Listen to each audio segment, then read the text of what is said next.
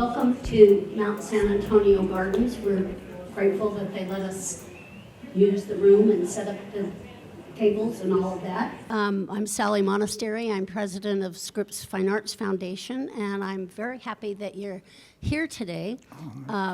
We're really looking forward to hearing Richard, and some of you already know that Marciano is not with us because he and his wife have COVID, so we'll miss him, but you can still see his show in the gallery, and I'll point that out to you at the end. And then there's a possibility that he will come at some point for his gallery talk here, and Catherine will have the information for that and send it out to you in case you wish to see him at that time. That's right. Anyway, Richard Martínez and his brother Marciano, who obviously is not here in person today, are Claremonters in a way few others are. Both brothers were born at home, Marciano in 1939 and Richard in 1941, in what was Claremont's East Barrio, now known as Arbol Verde. Richard and Marciano grew up in the barrio during the time of restrictive covenants and a segregated elementary school for Mexican children. The brothers attended what was referred to as the Brown School, the segregated part of what is now Sycamore Elementary. Their community was on the edge of town where 2 counties, 3 cities, and 4 school districts meet. It was a thriving, self-sufficient community with Claremont's first Roman Catholic church, 2 stores with gas pumps, a pool hall, baseball field, basketball court, and Neighbors Park. When Claremont Boulevard was built, it cut through the social and cultural heart of the neighborhood. As part of its construction, the city demolished the Sacred Heart Chapel and assorted neighborhood homes, including the Martinez home. At a young age, both brothers knew they wanted to be artists. Through their own effort, opportunities, and education, they went on to become professional artists and to have long careers as art educators, Richard at Claremont High and Marciano at Fullerton Community College. To this day, both brothers continue to paint and exhibit their work. Although they have a lot in common and have both remained connected to Claremont, each has his own distinct story as a lifelong artist. Marciano's exhibit is at the Gardens for viewing in the gallery, and you can take time to view that exhibit today. So now it is our pleasure to have Richard Martínez with us to share his personal reflections on his lifelong path as a Claremont artist and educator. Please welcome Richard. Thank you. You can be wherever you Okay. want because you've got the... Well, thank you for inviting me here to tell my story a little bit about my art life in Claremont. These photos of some of the things that I want to talk about. Before I do that, though, I want to explain how I got interested in art. My mother, our mother, used to, well, first of all, we'd go and get clay right over there up the mills. There's a big tree between the train tracks and mills, and there used to be all this clay around there. So we'd go up and dig up the dirt, my brother and I, both of us, and we'd make toys out of that, cars and whatever, and my mother would bake them in her oven, you know. So we got to do that. So we were always kind of interested in that. It's hard for me to say this story, but I've got to tell you why I got interested in art. When I was a kid, we were very poor, didn't have much money, but we were very close and tight. In fact, any money that was earned by the family, we always shared it with our mother, you know, first of all, anyway. So when I was a kid, I used to see the college students from Claremont come over and draw in our backyard, you know, those rabbit cages, and that was very interesting stuff. So they were there a lot. And I remember that this guy had this pencil, this brown pencil, which is a drawing pencil, and he used to want one of those. So I decided I was going to go get a job. I went over there where the library is now, in the Victorian house there with all the leaves.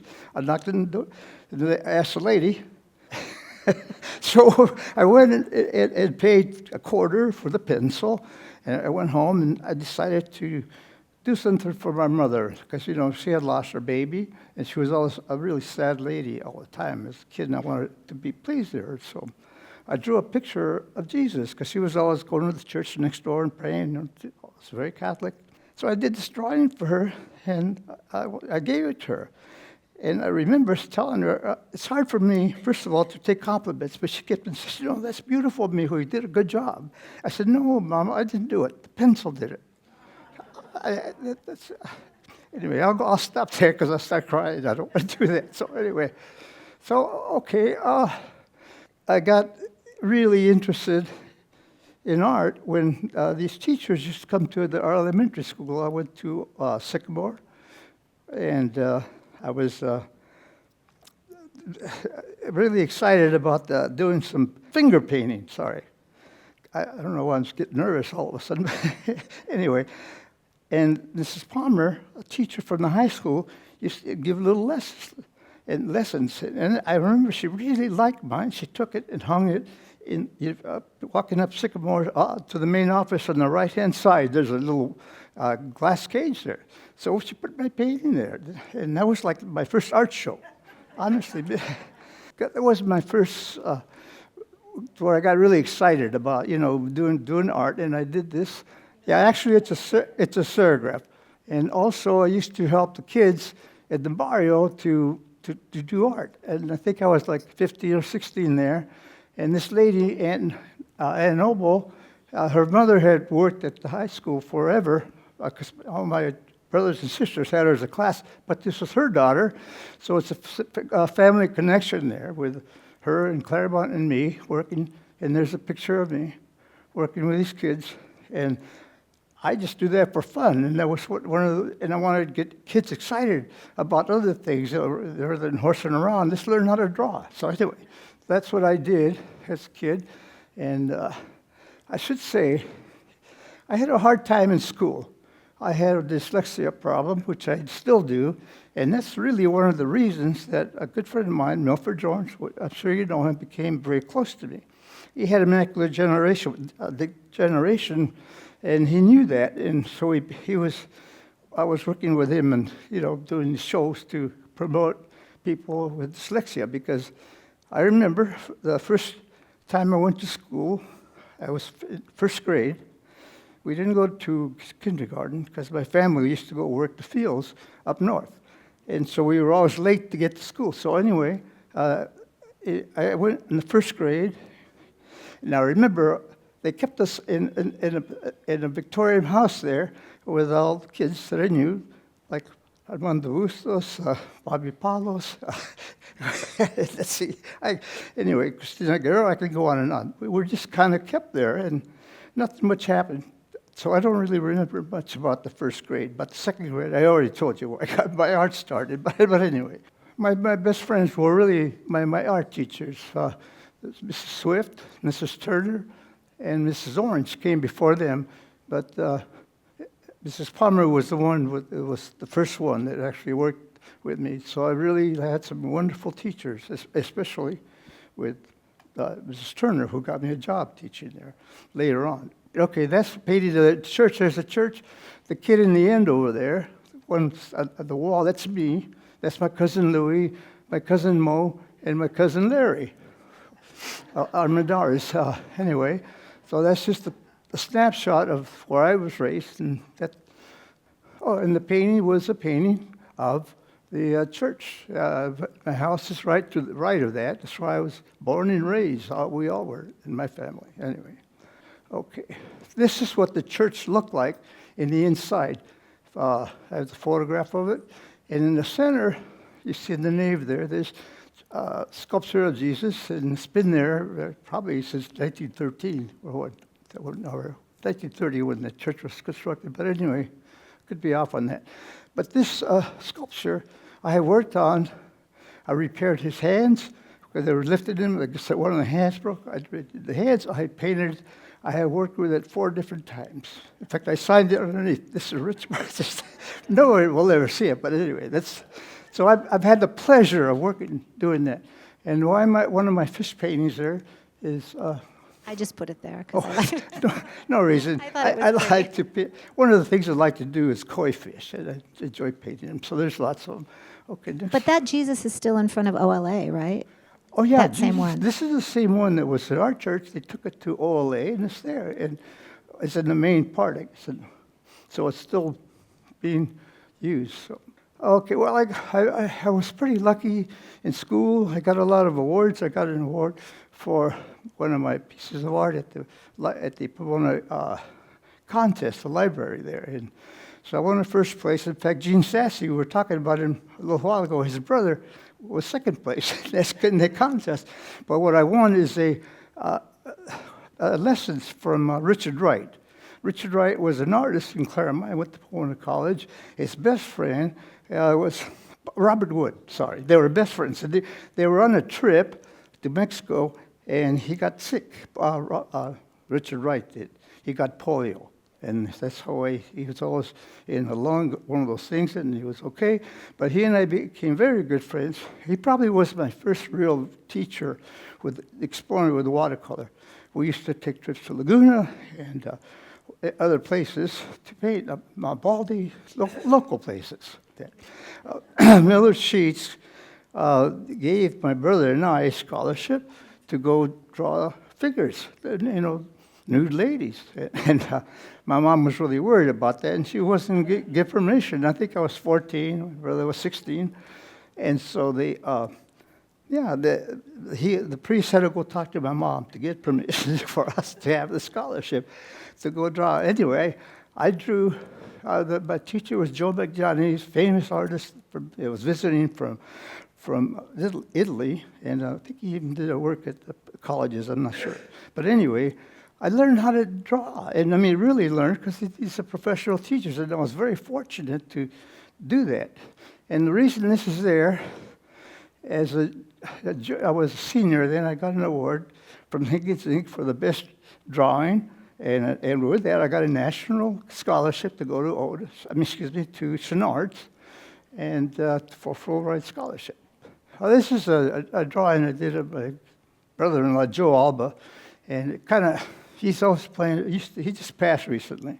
Getting into school was the most difficult thing for me, really, honestly. And here I had the scholarship to go to big school, and I'll tell you something. I'm not in any of the school pictures where everybody's graduating. I was side over here. Jack Knapp had to decide whether he was going to pass me or not. I didn't deserve to pass, to be honest with you. He was right. He was going to flunk me. But Lyle C. Martin, the principal, and him were having a discussion with me and my mother, and he decided to pass me because Lyle C. Martin had written something about me in his talk. To be just lucky, I guess. Some of us, you get luck sometimes, whoever. But anyway, that's another story. But I went to work early. I wanted to get a car when I was in the 10th grade. I went to work when I was 16 at the Village Theater. I did a lot of drawings, and especially bullfighters then. I used to post them on the pillars there. Have you been there? Was it Square One now? Yeah. All those pillars, I used to put my paintings up, and I'd sell them for like $10, $20. It was a little side business I had, taking tickets and worked there. I worked there for 6 years or more. I kept coming back and doing more time with them. But anyway, so we did. I got to say this with a painting a drawing, a jazz group, like that. Frank Zappa wanted it. His brother was working at the Village Theater with me, so of course I'd see him. That's how I really got to know him. He was at Claremont a little bit, but he wanted that painting. I said, $20. It was a nice painting, the jazz guys playing all, with movement. And so, anyway, he didn't want to pay me. But anyway, we got to be good friends later because he was trying to make some money with my niece who sang, and I became in charge of her. He took her to Rainbow Gardens and different groups that he sang with. In fact, to finish off with my niece, she's in the Rock and Roll Hall of Fame with that, because he made records. Okay. So what else? Oh my God, that's me. When I was 18 years old, I was awarded a scholarship for Sister City program from Claremont to Guanajuato in Mexico. So that's a picture of me there in Guanajuato. And these are, I get influenced by where I'm at, whatever these paintings are from parts of Mexico there. I mean, that's what I used to see, and, so it's always kind of stayed with me. Mrs. Tilden, who was the mayor, they gave me this Guanajuato trip. I should say the most I ever sold a painting at that time was to Herbert Half, who also, that was $300 at the time for a nice painting, and he was, trying to help me out to get the money to go to Mexico, because I didn't have any money other than, whatever I could get. And so that was me then. I had some different experiences there. I could get into that, but that'll get you anyway. These are my two favorite paintings. I don't have the one on the right anymore. I wish I hadn't sold it, but I did sell it. I wish I hadn't. That was in third place in the Watercolor West, which is the National Watercolor Show that we have in Southern California. It's very hard to get into these shows. There's international, and they're difficult to get into. They only take 100 paintings, and it goes back 40 or 50 years since they've been doing that. But this got third place. That was the highest I've gotten. I've been in 10 times. I just got a plaque. I forgot to bring it. Calling me a Watercolor West master, so I can say it. So when I do my signature, I always put WW. People ask me, what's that? I said, that's Watercolor West. And you're then called a signature artist if you make it 3 times. So anyway, that happened a while back ago, so I always do that. That was that one. The one on the left is Guanajuato. No, it's not Guanajuato. It's Puerto Vallarta. It's actually a location there. And I did that there. I was in a little trip. And that was, got second place in California, Central Coast. And it cost me, I think, the prize was $500 or something. It cost me 400 cents there and back, but it doesn't matter, but that's, so those, one, I'm not going to sell that one as long as I live, and the other one I already did. Oh, when I came back from that trip in Mexico, I started to work for Walt Bundy, a fellow who owns Walters at the time, Jay Rodriguez, who was a writer and editor for Pomona Daily Bulletin, and Herb Half, who was very, very prominent. And they had a business where they had the Casa de Mayo, and it's a Mexican restaurant in Upland, north of Upland. And they hired me to paint a mural, and I painted a mural of the war in Mexico. And I wish I had a picture of it. I have a picture. I couldn't find it. But I got the horses, Cortez coming in, and the Indians and the pottery people. You can see it, maybe. It was, I did that. And for that, I still worked for them, and they gave me a gallery next door. Not gave me, but they let me use that gallery. And mostly I was doing acrylics. This is just one of the paintings, because after I got through working for, and also doing the barrister and the racetrack, I took pictures for them. So I was like working for them, basically. And I lost all those paintings that I had. I came back one day, and I hadn't been there for a little while. They said, oh, no, didn't you take them? I said, no, they're gone. Okay. ¿Qué pasó? No sé. That's it. So that's what happened. But this came up at the Facebook. Somebody was trying to, get $5,000 for it.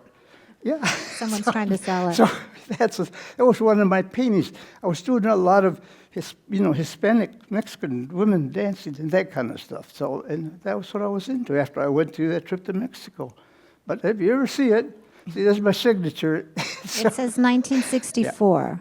1954. Oh, 54. No. No, I don't know. What does it say? 64, I think. 64, of course. That's what I got back from. I went to Mexico in 60. So anyway, that was. And this is a picture of my first wife and me and my 2 boys who had first lived in Claremont. And I had to go get some jobs. So I started working at Vortox. And I was working there for about 4 or 5 years. And Milford Jones was also working there. He was an engineer, and I was a solder or spray painter, whatever else, a machinist. I did everything else for 6 years. And that's how I earned my money while I decided to go to school and get my credential for teaching. I went to Cal State LA. Well, I should say this. I started at Chenard. In the first year, I actually got third place for the painting of the whole school. I was very proud of that. But anyway, never first. But anyway, I'm just going to get lost. Anyway, this is a picture of me, first day teaching, and that was down the streets. But anyway, La Puerta, and the way I got my teaching job, I was doing it, well, besides going to Cal State LA, I also decided to take classes at Mount Sac, because I had a friend of mine that we talked about, Walter Mix, so I took his class there. And I also decided that I was doing a pottery demonstration for a friend. Crispin Gonzalez. His work is here, showing everywhere. He was a good friend of mine. We used to play football in the street when we were kids. He was about 6 years older than me, but he was still one of my heroes, man. This guy was a good artist. So he and I always stayed as good friends, and that's one of the reasons I went to Cal State LA, because he was teaching there. He sort of talked me into it. So to continue with Crispin, but he's the one that got me the job at Chaffey.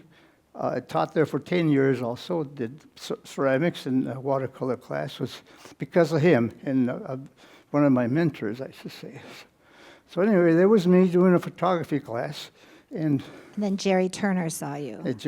Oh, yeah. I was doing the pottery class. Jerry Turner came by and was, I hadn't seen her for a long time, and she saw what I was doing. She says, "Would you like to work with me?" I said, "Yeah, of course." So he says, "I'm going to set up an appointment with you and Oren Palmer," who was Dr. Owen Palmer, working at the high school. And I met up with him. He became the principal of La Puerta. He hired me to come and be a photography teacher and a painting and drawing teacher. And that's the first day I was teaching at right here, not at La Puerta, but we did a half a year at, what's the name of it? The school. Which one? The junior high school. La Puerta. El Roble, sorry. And the other half of the year, we were at La Puerta. And I have so super memories of all those kids. What a fun time we had. But anyway, the first day, we had that big teachers meeting that I was hired. I should say my brother Marciano taught there. I also had another brother, Daniel, who taught there. He taught there from the Claremont High School from 47 to 54. Then he went to work at Lake Arrowhead and teach at Rimmer High School and the college down there. Anyway, it was my older brother. Anyway, so at the teachers' meeting, I went there and I didn't really have the suits to wear. So I borrowed or had a pair of, I took the coat for me to wear. And so I couldn't understand why when I was at this grouping with all the teachers and everything, my brother kept running away from me. I said, "Hey, ¿qué te pasa? What's going on? What are you pissed at me?" Sorry, but anyway, so afterwards he says, "Didn't you realize it? I got the pants to your suit. You." That's how he's trying to get away from me. Oh, I didn't see that till then. Anyway, yeah, that's what happened. So anyway, I really, how I got started in photography, I was in the 5th grade, and my mom bought me a camera from the Goodwill. It was at the economy shop there on 1st Street, right before you, before you get to Indian Hill. I was so excited about taking pictures, and so I took this camera to school, and I sort of had a crush on this girl, and I thought I wanted to get a picture of her. So she was out there in the bars with her girlfriends in 5th grade. I took a picture, and I was all excited because I had pictures of all these kids. I had them develop process, and one of them there, she was on the monkey bars, and kind of her white panties were showing on the side like that. But I never thought anything of it. But she got so angry at me, she didn't like me. But anyway, would you hate to be my student? Sometimes Mr. Martinez. Anyway, I rattled. Okay, so this is CHS. So this is at Claremont High School. I got into do. I had a photography business. I did photography, weddings almost every weekend. My good wife and I would do the weddings together. And how you built the dark room? Remember building the dark room? Oh, yeah, and I started the dark room. Don Frichte got mad at me, poor guy, but I had to have him clear out. You don't know if you remember that bathroom. I converted it into a dark room. And we had people, everybody was excited for the class and everything. But that's what I did. Okay.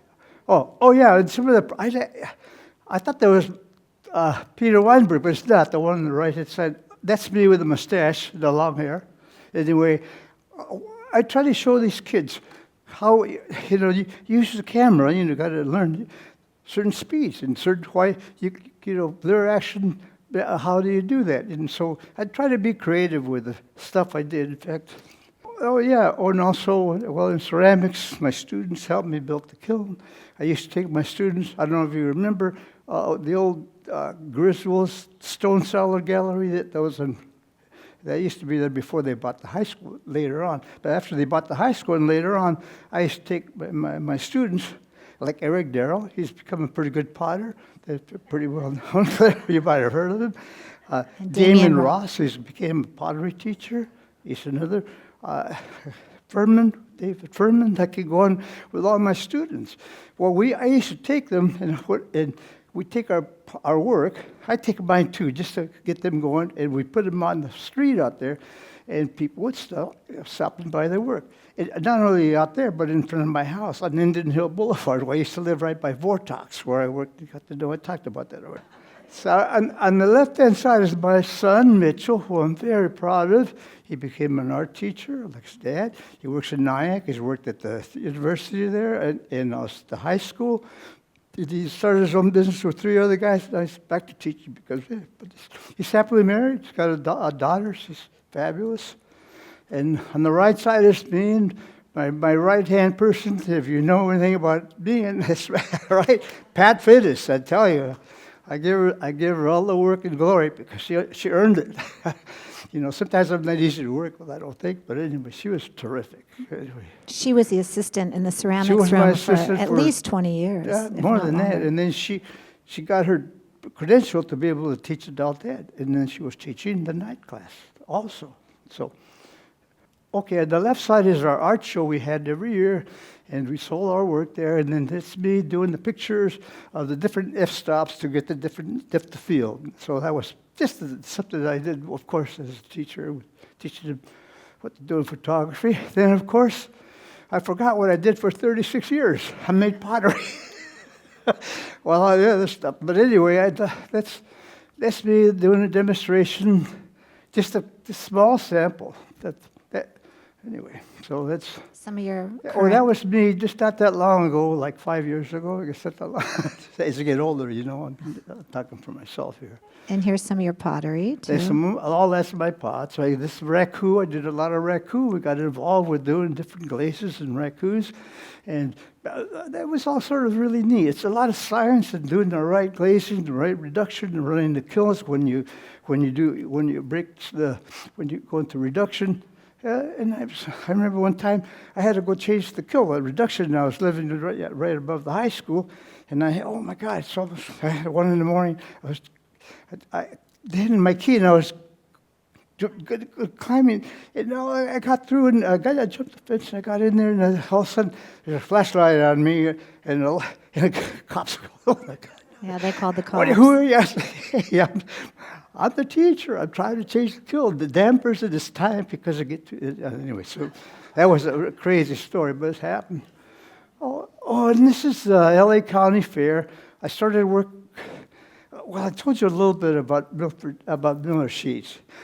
He wanted me to work for him. I went in, so okay, call me. We talked, and I went to, and they call the ice house where next to that, anyway, so, and he wanted me to design letters, and they were working on the largest tapestry mural they were doing, and I say they suit Hertel, and anyway, she was one, and the guy, I can't think of the English guy, the guy put all, anyway, so I did that, and then later on, he wanted me to do letters, and so I just never came back, to be honest with you. So I always felt bad. And Tony Sheets and I are really good friends. In fact, he got a Gold Key Award with me and Woody Dyke, Phil Dyke's son. But anyway, one time. So anyway, later on, Tony asked me to come and do demonstrations at the fair. And this is just one of them, of the paintings that I would do. And I was enjoy for 10 years. I'd go there and, get a free pass for the fair, do some paintings, exciting, fun, meet was people. fun.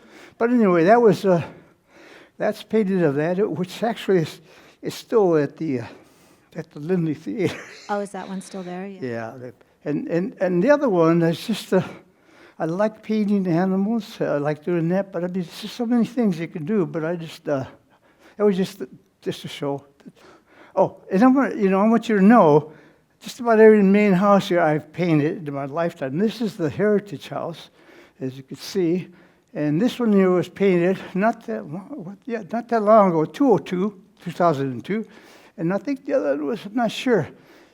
Well, this was later, because this was the old one. It lost the tree. See, there's no tree there? There's a tree, no tree. The tree hanging over. Same idea, two people walking into it. And I probably painted this place 5 or 6 or 8 times. You said these two are 10 years apart.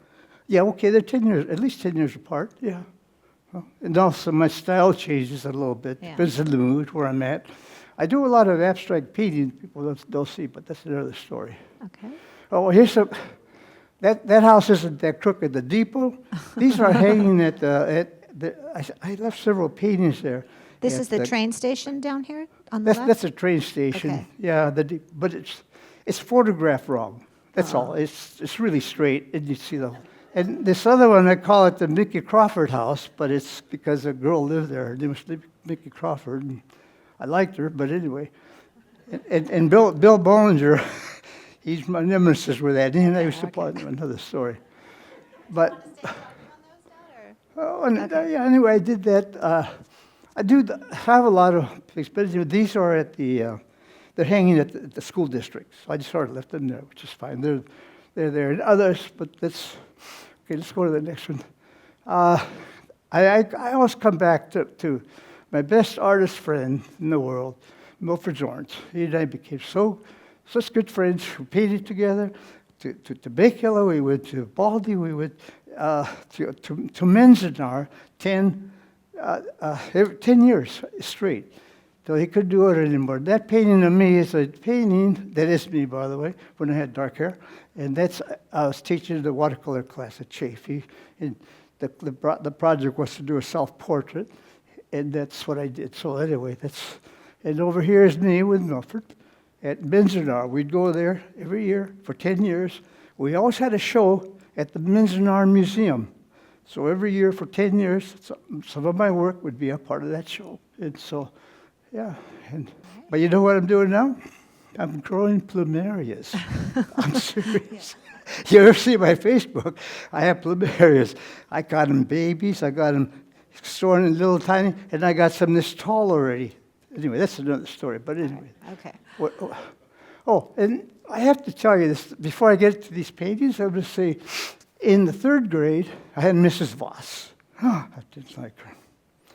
She pushed me in the closet once, because I was always first to the recess ball. But but she was scary. But anyway, and I think we had to do, or was it Mr. Stella in 4th grade? But anyway, we had to write down what we wanted to do as the future. Now, I really didn't do the explorations of anything. I'd never been to LA even until I was in the 9th grade to see the big tall buildings. I was impressed with that. But anyway, I always wanted to travel. And guess who got that urge more than I did? My daughters always got, but anyway, sorry. But I traveled a lot. And what I did in this little note, instead of writing, I drew a picture of a sailboat in the world, going around the world. I've been many places at this point. I've been to Europe 3 times, to South America a couple of times, so I just travel. And Adams, right? And I paint. This is Ansel Adams with you. Ansel Adams. Yeah. I talked to him, and he's at I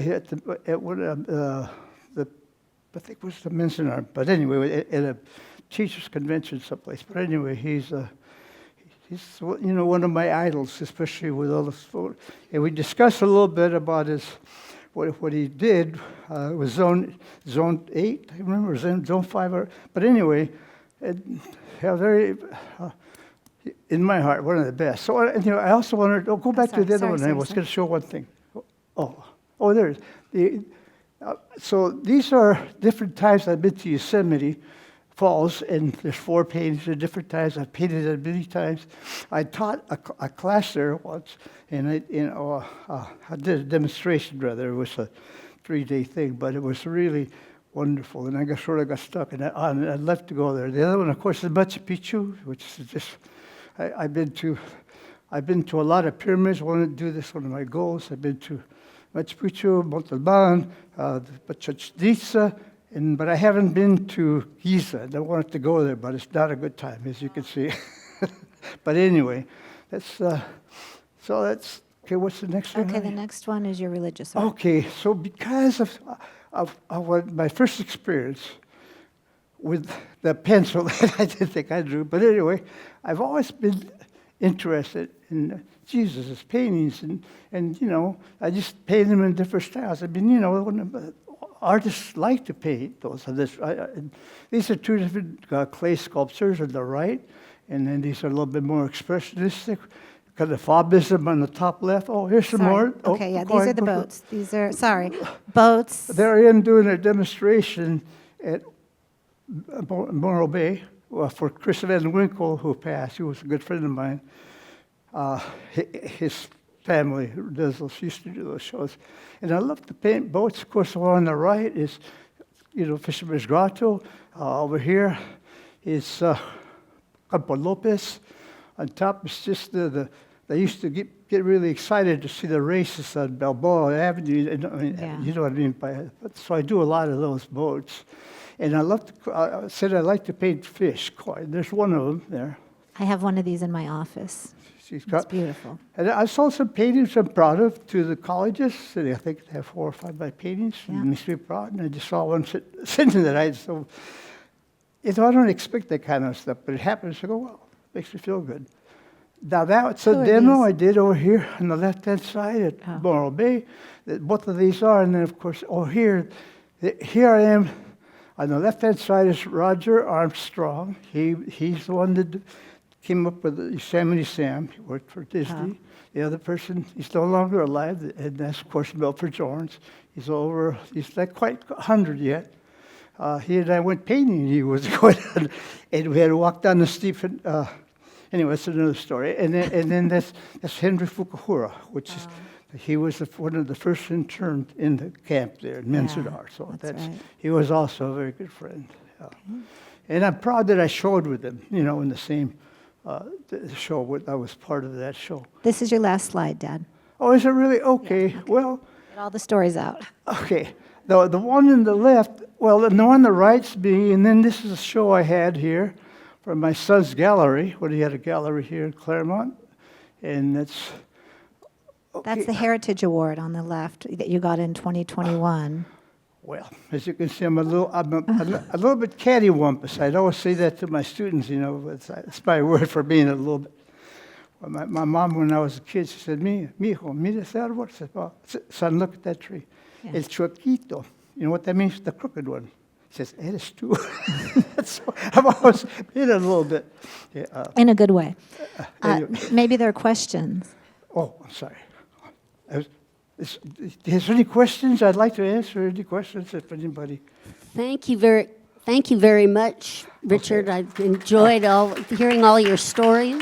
Well, thank you for inviting me. I'll be a little bit more organized next time. Do any of you we have time for a couple of questions. That's the question. Richard, do you know what year you did that paragraph? The very first one? Yes, it's on there. I don't remember. 1958. Yeah, 1958. I actually have that in my living room. All right. Is it a green one or because I did different colors? Does it same color? I have one just like that. Oh, Yeah. good. God bless you. From my Her mother's father and I were good friends growing up. He lived right up the street. Yeah, he was a really neat guy, and he was a good friend of my brother's. He hung out, but so isn't that funny? It's not funny. It's just great. We turned out to be artists somehow. That's it. Also, I think you'll have to add Tony's name to that list. Oh, of course. I'm sorry. I know, goodness. I didn't even. her brother and I were so tight. We'd go sit at Walter's and coffee. And, you know, it wasn't more than a relationship with just a student. He was a good friend student, you know, and he, I was so proud of him. He was such a good potter and everything. And surprised that all of a sudden he's become a potter and pretty famous and doing all kinds of work. What's the state? Is it New Mexico, that's right. Yeah. Yeah, Richard, we have Connie here that wants to ask a question. Oh, I don't. Oh, you were just waving at him? She thinks you're great. Oh, thank you. Hey, how you been? Yeah, Scriven. I mean, I'm going to talk when everybody else is done talking. Hey, this guy was a year older than me in school. Oh, not much.